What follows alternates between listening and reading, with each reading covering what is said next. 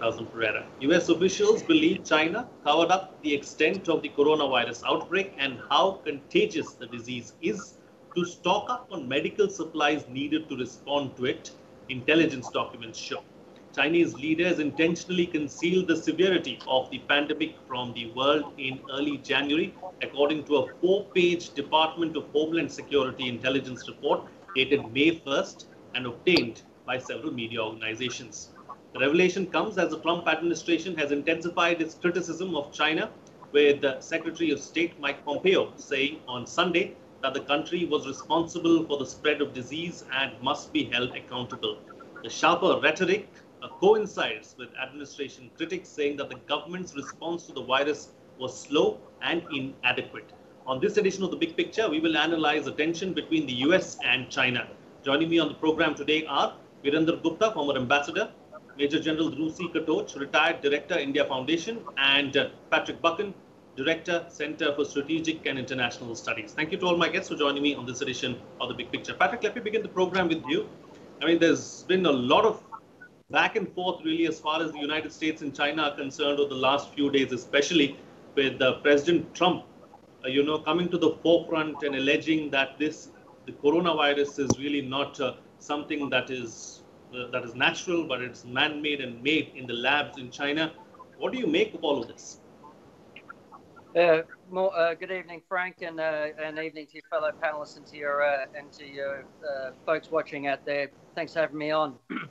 Look, we're seeing a lot of the sort of back and forth rhetoric from senior members of the administration and the media about the causes of the virus. You know, it seems that some sort of continue to push the line that this is man-made and somehow escaped a laboratory, or the debate remains whether this was a natural phenomena occurring from the wet markets that we see in China and throughout much of East and Southeast Asia.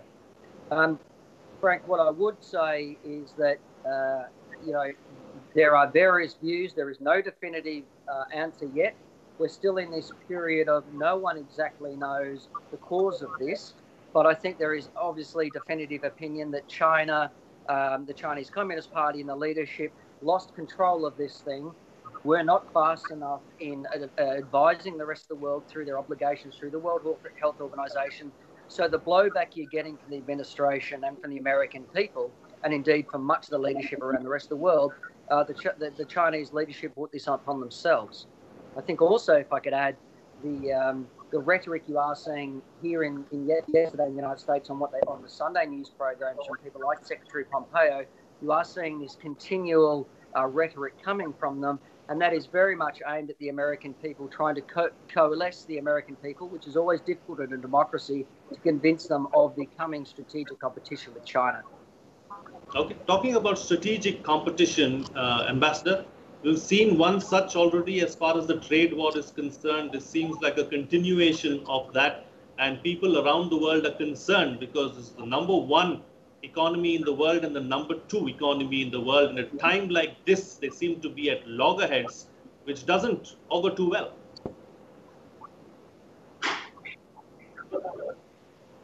Well, we have to see it in the context of an underlying strategic, not just rivalry. And in difficult times like natural that rivalry gets exacerbated. And there is obviously a whole lot of rhetoric. As you said in your opening remarks, American leadership is also under pressure, because things have not gone completely all right in America. America has emerged as one of the largest affected countries. Now, a lot of charges have been traded, and those will need to be investigated and examined, I think, in all frankness. But the fact of the matter is that there are a lot of questions raised by what the China did in the initial period. And I think coupled with that, there is a frustration that willy-nilly the world allowed China to become a manufacturing hub. And I think now they realize that it was a mistake. When they say that they would like to diversify their sources of supply and move their manufacturing out of China. A lot of Chinese scholars and the China rhetoric. But if you look at it from American perspective, from Indian perspective, from the perspective of a whole lot of Western European countries, more seriously, the question is that there is need to very seriously have their manufacturing base, put in China, and then they will have difficulty. Okay, points taken. All right, General, let me take what the two panelists have set forward with you now. Clearly there's a game of one-upmanship really as far as US and China are concerned. One, wants to get back on its feet and try to upstage the other. And that's what we're seeing being played out on the larger or the bigger stage. How do you read everything that's been happening? I look at it from the point of view of leadership of the two countries. Now, what we are witnessing today, in my view, you are looking at the US president seeking a re-election towards the end of the year. Now, he was banking in hopes on a revival of the economy. And come the pandemic and the coronavirus, the COVID-19, and those hopes of the revival of the US economy, which was supposed to be his plank for winning the elections, that is over now. So obviously now the blame game has to start. So now the election plank, the way I look at it for the United States, for President Trump especially, will be to put the blame on the Chinese. And you have his nearest competitor also doing the same thing. So you have within the US polity between the Democrats and the Republicans, both of them now on the anti-China plank as far as the elections toward the end of the year is concerned. And you will find American public opinion is actually veered around to that. That is one point. When you're looking at China, President Xi Jinping is also suffering a very serious crisis, his personal crisis of credibility. It is not a question of how well China has contained it or not, but within China there is a feeling that much more could have been done at the earlier stages, which was not done. And obviously, being the supremo, the strong man, so to say, the only man in charge at that point of time was Xi Jinping. Now, if he is going to take the credit for getting them out, I think he has to also take the flak for actually putting them in the situation. This is one aspect of it. So I think both the countries now, for the leadership of both the countries, it is to put it into very blunt language, it is a question of survival. But getting back to some other point, you see what has happened in China. What has happened in Wuhan,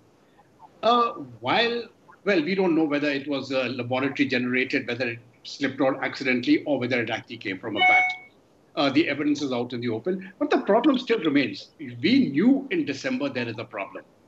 China did not take action. We knew in January there was a problem. Not only China, the World Health Organization, I think behaved in a manner which is absolutely outrageous. They should have declared a pandemic then. They did not do so. Had they done so, 90% of the problem which we are facing today would not have occurred. So I think we are looking at various players trying to cover their own backyard to say, okay, this is what happened to us. Now we won't let it go further. But I think it's a very serious situation because ultimately, it doesn't matter how we get out of it. The facts are very clear. One, the US economy is down. The European economy is down. The Chinese economy for this year is down. As far as India is concerned, we are down to practically 1% or 0%. Right? And this situation is going to continue. So how the economies are going to revive this particular phase is not going to take place in 2020. The revival is going to come in 2021. And till such time as the revival comes, I think this rivalry between the United States and China is only going to exacerbate. The Chinese actions have not been very open. You see, let us take it from the American point of view. They made mistakes, yes. But we know they've made mistakes. You see, they're out in the open. It's an open society. So if President Trump has made a mistake... Boil down to the elections later this year. I mean, that's what is being played out. There are several critics within the United States coming out and saying that, the government has not done well domestically. So they're trying to deflect now by bringing China into the picture. Yeah, Frank, I heard the general comments, and I certainly agree to an extent.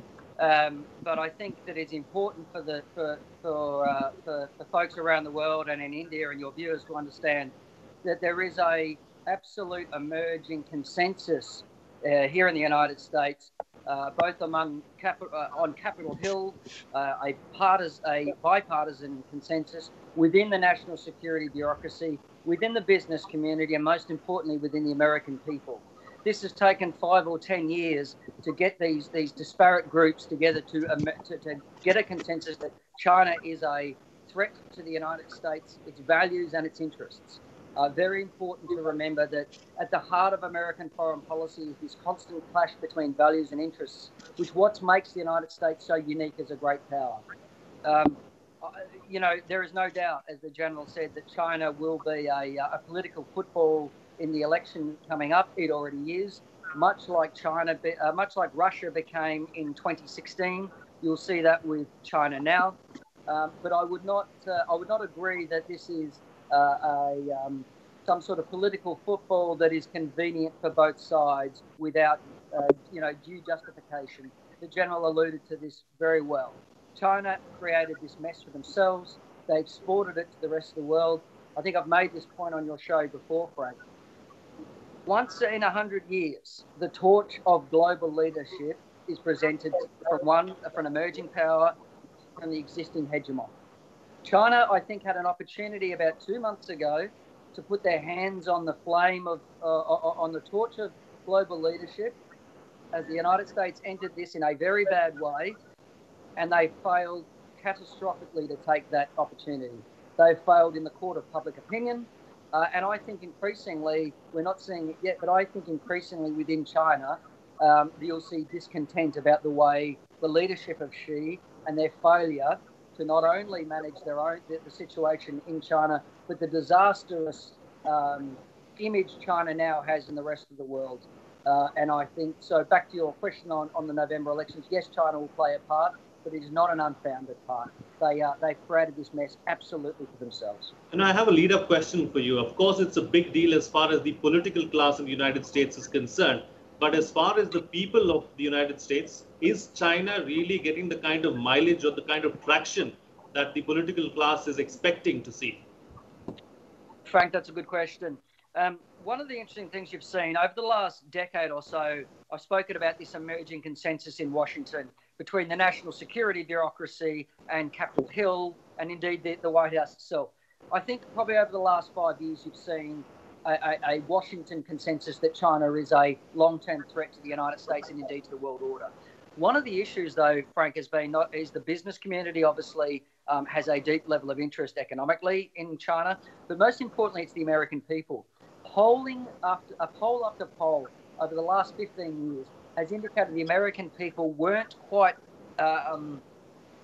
as concerned, if you will, as Washington was on the threat that China poses. However, in the last 6 months, we've seen consistent polling now, which has the latest poll from the Pew Research Center we saw was disapproval of China at 66% among the American people. And I would note, importantly, this poll was taken this was taken in mid-March, so about 6 to 8 weeks ago now, before the level of the pandemic was fully being felt here in the United States.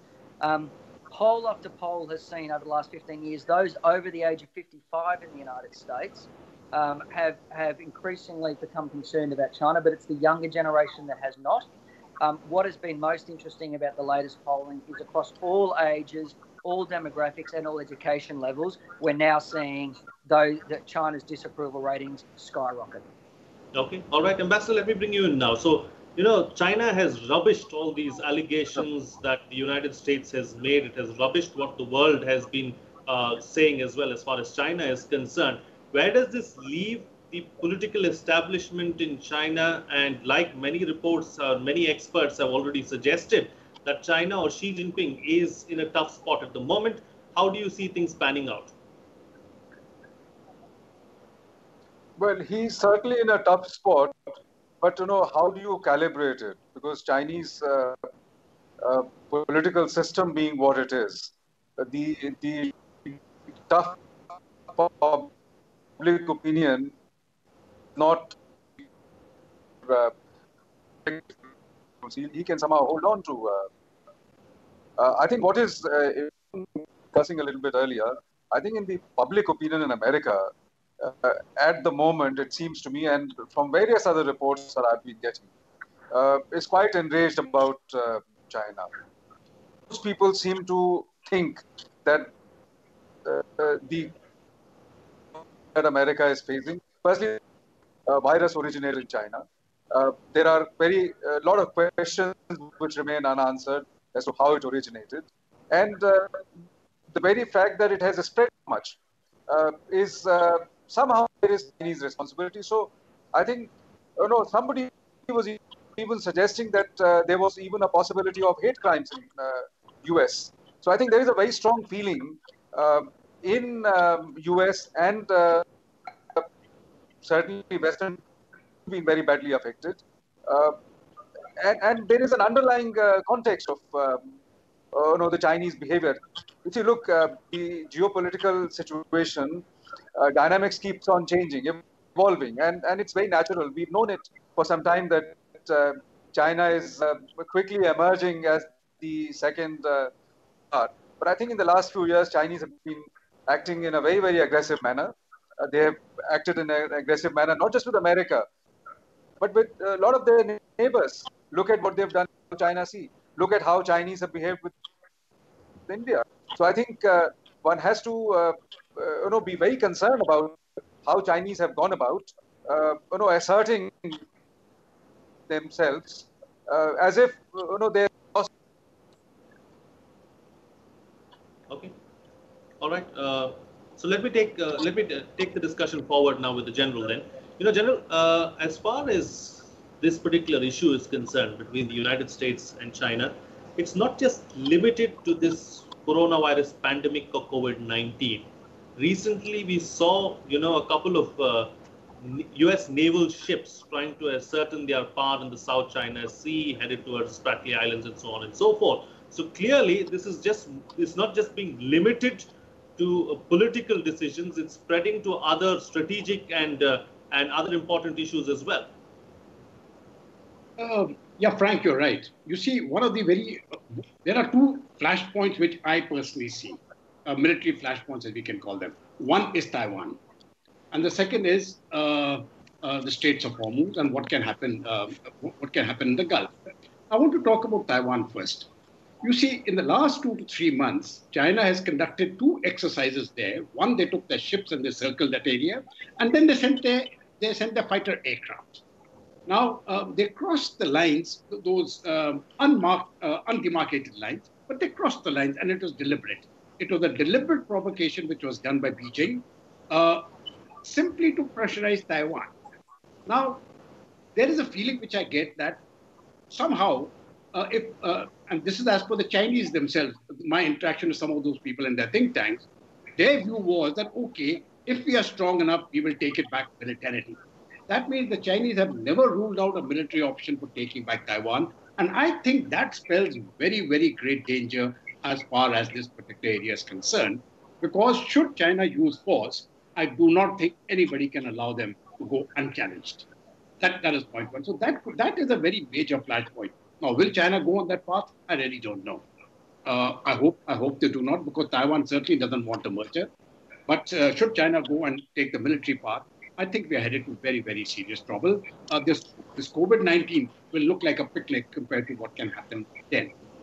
The second major flashpoint which I see, and I personally feel this is, in my view, a much more serious one with long-term implications, is what can really happen in the Gulf. Now, we have seen the way tensions have arisen in the Gulf. We've had many discussions on your TV channel on this particular issue, right from the time when the ships got hijacked to the burning of the oil wells in Saudi Arabia, the Aramco oil fields, right?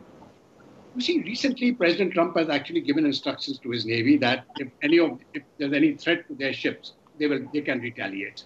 Now, whatever that means, the question is, this is another flashpoint. And my biggest fear is that should a flashpoint actually occur in the Gulf, today the prices of oil are rock bottom. right?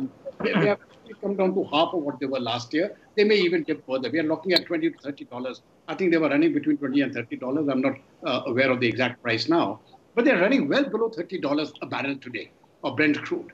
Now, what happens actually if a crisis blows up here and the Strait of Hormuz gets blocked? Now, what happens is that the entire shipment of oil stops. And the people who are going to be affected is not Russia and it is not the United States. The United States have got adequate energy resources. Russia has got adequate energy resources. The people who are going to be affected is really, to start, China is going to be affected, Japan, ASEAN, and India. We are the chaps who are going to be hit very, very badly. And I think this spells a larger danger for the region, what happens in the Gulf. Will we go down that path? I really don't know. China is not really a major player in the Gulf as of now, though their ships are increasingly moving into the Indian Ocean. As of now, Chinese concern is really on the 9-dash line, and their focus is in the South China Sea. But they're also actually moving gradually into the Indian Ocean region. How will this play out? I think these are the two major flashpoints which I see, which are directly going to affect India.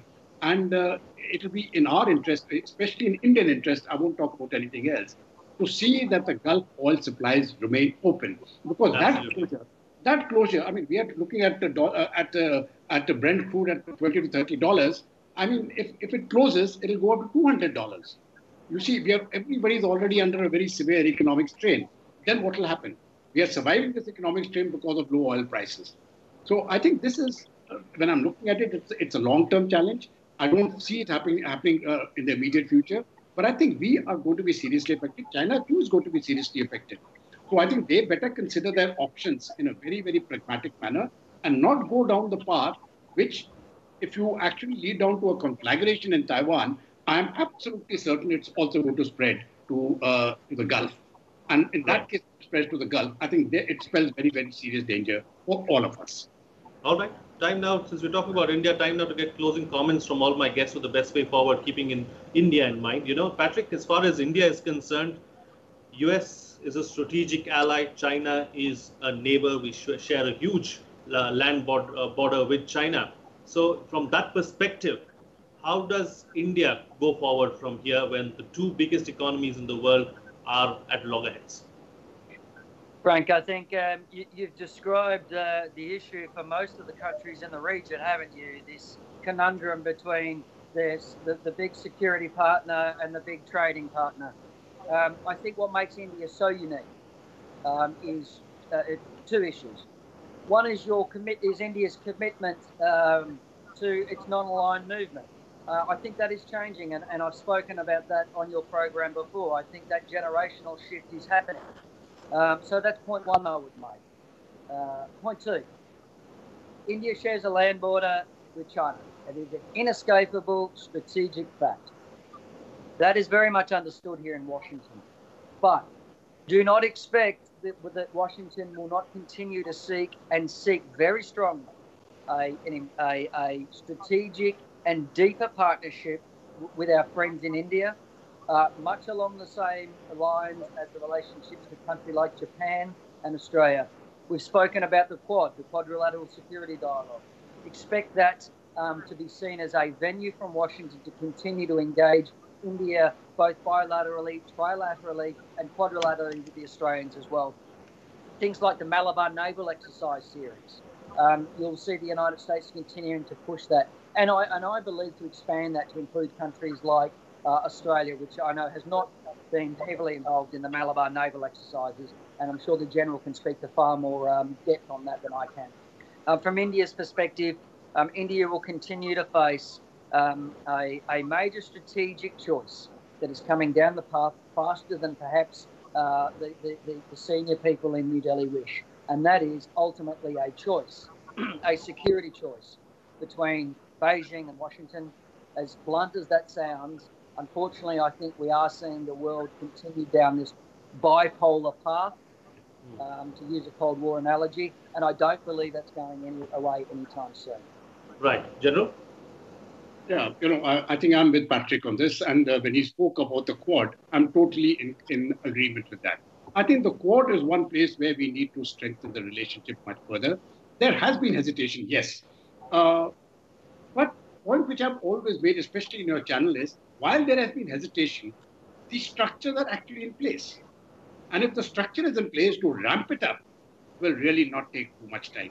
I think this is one thing because when we are looking at our strategic interests, they all converge as far as the Indo-Pacific is concerned. We are talking about what the Prime Minister specifically called time and again, free and open passage. And we have to ensure that free and open passage. This is what the Americans say. This is what we say. This is what everybody in the rim countries say. And we don't want anybody trying to disrupt that particular passage, right? So I think we've got to get on. And in my personal view, I think the Quad needs to be strengthened. We need to ramp up the Quad to a much, much higher level. And that really will be the way of the future. Okay, all right. And Ambassador, close the show for us with your concluding remarks. Well, I think it's very important transformation in so as the evolution of strategic dynamics. And I think broadly it will help India. Some Chinese experts suggest mark the demise of America as the most important superpower, and that we are now going to witness a China-dominated world. I think that is rather premature. I don't think that is going to happen. On the other hand, in fact, China is going to feel greatly cornered. And once it is cornered and the entire spectrum of world powers join up against China, which seems to be happening, I think China will certainly have to face adverse consequences. In economic terms, India will also benefit greatly because some of the manufacturing is bound to move out of China and go to other countries. India is well placed to absorb some of the manufacturing, which moves out of China. So I think the way I look at it, India will benefit both in strategic political terms as well as in